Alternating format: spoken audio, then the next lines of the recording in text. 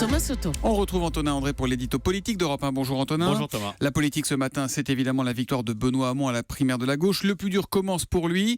Autrement dit, le rassemblement des socialistes d'abord, de la gauche ensuite. Oui, même le meilleur des chirurgiens aurait du mal à réduire la fracture qui traverse le PS parce que derrière les déclarations d'intention et les mains tendues, ce parti sort du quinquennat et de la primaire divisé.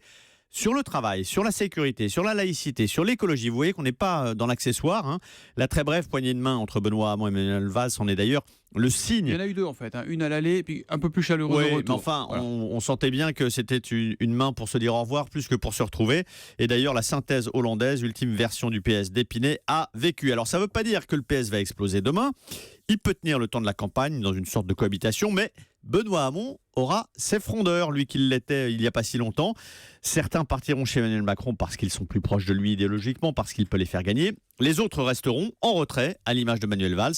Comment imaginer en effet l'ancien Premier ministre faire campagne avec Benoît Hamon qui tend la main aux écologistes et aux amis de Jean-Luc Mélenchon qui sont les plus virulents opposants du quinquennat? Il le disait vendredi, Manuel Valls, je ne pourrais pas défendre son programme, je m'effacerai en cas de défaite.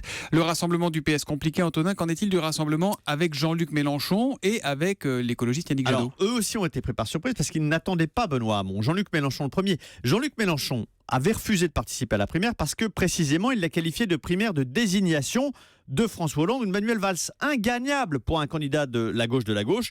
Et Benoît Hamon lui a prouvé le contraire et il devient donc un concurrent direct. Alors il va falloir maintenant que Jean-Luc Mélenchon nous explique en quoi, sur le fond, sa gauche n'est pas conciliable avec celle de Benoît Hamon, qu'il assume d'être le diviseur.